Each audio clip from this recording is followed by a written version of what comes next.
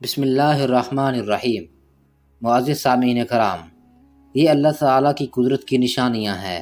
یہ ظاہر کرنے کے لیے جو قادر مطلق اللہ تعالیٰ سورج سے روشنی دیتا ہے، وہ چاند سے چاندنی دیتا ہے، وہی اللہ تعالیٰ ان کو مانند کر دینے پر بھی قادر ہے۔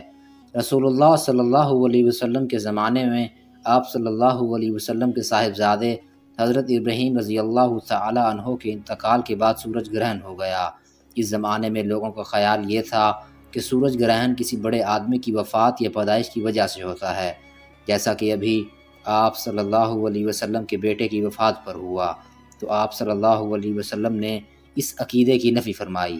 حضرت ابو بردہ حضرت ابو موسیٰ رضی اللہ تعالی عنہ سے روایت کرتے ہیں، انہوں نے بیان کیا کہ سورج گرہن ہوا تو نبی کریم صلی اللہ علیہ وسلم اس طرح گھبرائے ہوئے کھڑے ہوئے جیسے قیامت آ گئی۔ آپ صلی اللہ علیہ وسلم مسجد میں آئے اور طویل ترین قیام و رکوع اور سجود کے ساتھ نماز پڑھی کہ اس سے پہلے آپ صلی اللہ علیہ وسلم کو ایسا کرتے ہوئے نہیں دیکھا تھا، اور آپ صلی اللہ علیہ وسلم نے فرمایا کہ یہ نشانیاں ہیں جو اللہ بزرگ و برتر بھیجتا ہے، یہ کسی کی موت اور حیات کی سبب سے نہیں ہوتا، بلکہ اللہ تعالیٰ اس کے ذریعے اپنے بندوں کو ڈراتا ہے۔ جب تم اس کو دیکھو تو ذکر الہی اور دعا و استغفار کی طرف دوڑو۔ معزز سامعین کرام، ہم بات کریں گے سورج گرہن کے بارے میں۔ جیسا کہ آپ کو معلوم ہے کہ چاند کی زمین کے گرد گردش کے دوران ایسے مواقع آتے ہیں جب یہ سورج اور ہمارے سیارے کے درمیان آ جائے تو یہ سورج کی روشنی کو زمین تک پہنچنے سے روک دیتا ہے اور یوں سورج کو گرہن لگ جاتا ہے۔ دوسرے لفظوں میں چاند زمین کی سطح پر اپنا عکس ڈال دیتا ہے۔ تاہم سورج گرہن کی بھی مزید 3 اقسام ہیں، اور ان تینوں اقسام میں فرق کا تعین 2 عوامل سے ہو سکتا ہے، یعنی چاند سورج کے راستے میں کس طرح اور کتنی رکاوٹ بنتا ہے۔ اس کی 3 اقسام ہیں۔ پہلی اقسام مکمل سورج گرہن۔ مکمل سورج گرہن کا عمل اس وقت ہوتا ہے جب چاند سورج اور زمین کے درمیان ایسے رکاوٹ بنتا ہے کہ وہ مکمل طور پر سورج کی روشنی کو روک دیتا ہے۔ کچھ سیکنڈوں کے لیے یا متعدد مرتبہ چند منٹ کے لیے مکمل طور پر اندھیرا ہو جاتا ہے اور ایسا لگتا ہے کہ جیسے رات کا وقت ہو۔ ناسا کے مطابق مکمل سورج گرہن زمین پر صرف ایک آسمانی یا خلائی اتفاق کے باعث ممکن ہوتے ہیں، یعنی سورج چاند سے 400 گنا بڑا ہے لیکن یہ اس سے 400 گنا دور بھی ہے۔ ناسا کا مزید کہنا تھا کہ اس جیومیٹری کے باعث جب چاند عین سورج اور زمین کے درمیان موجود ہوتا ہے تو یہ مکمل طور پر سورج کی روشنی کو روکنے میں کامیاب ہو جاتا ہے۔ چاند کا جو سایہ زمین پر پڑتا ہے اس کو انگریزی زبان میں پاتھ آف ٹوٹیلٹی کہتے ہیں، یا یہ کہہ لیں کہ وہ علاقے ہوتے ہیں جو مکمل طور پر تاریک ہو جاتے ہیں، اور اس ہی چھوٹے سے حصے میں مکمل گرہن دیکھا جا سکتا ہے۔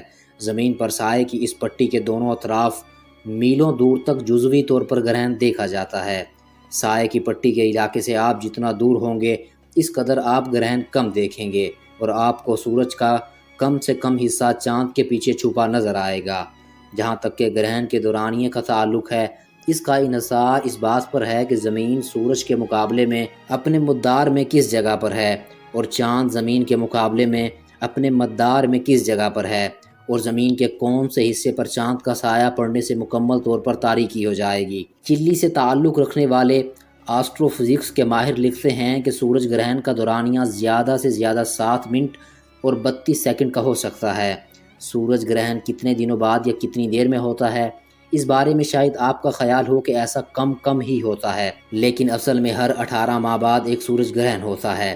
لیکن زمین پر ایک ہی جگہ سے مکمل سورج گرہن کا دیکھا جانا ایسا بہت کم ہی ہوتا ہے، اور ایسا 375 برس بعد ہی ممکن ہو سکتا ہے۔ اس سال بھی مکمل گرہن ہونے والا ہے، لیکن اس کو دیکھنے کے لیے ضروری ہے کہ آپ قطب جنوبی میں ہوں، کیونکہ یہ صرف وہیں نظر آئے گا۔ اور اس کی دوسری اقسام ہے سالانہ سورج گرہن۔ جب چاند اور زمین کے درمیان زیادہ فاصلہ ہوتا ہے تو ظاہر ہے زمین سے چاند چھوٹا نظر آتا ہے، اور اسی لیے یہ مکمل طور پر سورج کو چھپا نہیں سکتا۔ ایسے میں چاند کے گرد سورج ایک ہالے کی طرح نظر آتا ہے، اور اس موقع کو سالانہ سورج گرہن کہا جاتا ہے۔ مکمل سورج گرہن کی طرح ہی سالانہ گرہن کے دوران سورج کا سایہ جس جگہ زمین پر پڑتا ہے اسے انگریزی زبان میں پاتھ آف اینڈولیرٹی کہا جاتا ہے۔ اس حصے کی دونوں جانب جزوی زون ہوتی ہے، امریکی خلائی ادارے ناسا کے مطابق یہ سورج گرہن عام طور پر خاصے طویل ہوتے ہیں اور سورج ایک گول دائرہ یا ہالے کے طور پر 10 منٹ تک دکھائی دے سکتا ہے، لیکن عام طور پر یہ 5 سے 6 منٹ تک دکھائی دیتا ہے۔ اس کے بعد اس کی تیسری اقسام ملاجا گرہن ہے۔ بیمن نے وضاحت کی کہ ملاجا گرہن، جسے انگریزی زبان میں ہائبرڈ گرہن کہتے ہیں، وہ اس وقت ہوتا ہے جب چاند زمین سے اتنے فاصلے پر ہوتا ہے کہ یہ سورج کو پورے طور پر چھپا لے، لیکن جب یہ حرکت کرتا ہے تو یہ دنیا سے دور ہوتا جاتا ہے اور پورا سورج نہیں چھپا پاتا۔ یوں مکمل سورج گرہن سالانہ سورج گرہن میں بدل جاتا ہے۔ اس طرح جب چاند زمین کی جانب حرکت کرتا ہے تو سالانہ سورج گرہن مکمل سورج گرہن میں بدل جاتا ہے۔ ہائبرڈ یا ملاجا گرہن کا ہونا شاذ و نادر ہی ہوتا ہے۔ ایسے گرہن صرف 4% ہی ہوتے ہیں۔